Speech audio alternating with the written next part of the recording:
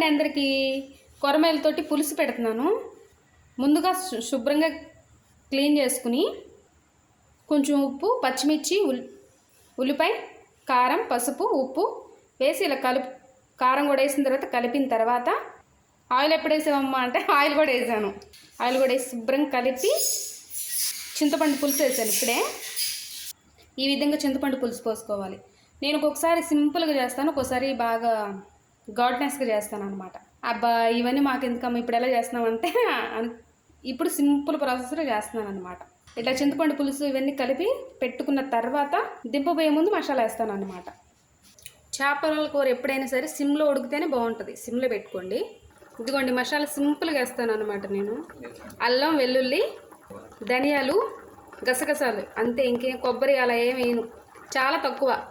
ఎంత తక్కువ కూడా వేసుకుంటారో అనుకోబాకండి. ఇంత తక్కువ వేస్తేనే మా ఇంట్లో తింటారు.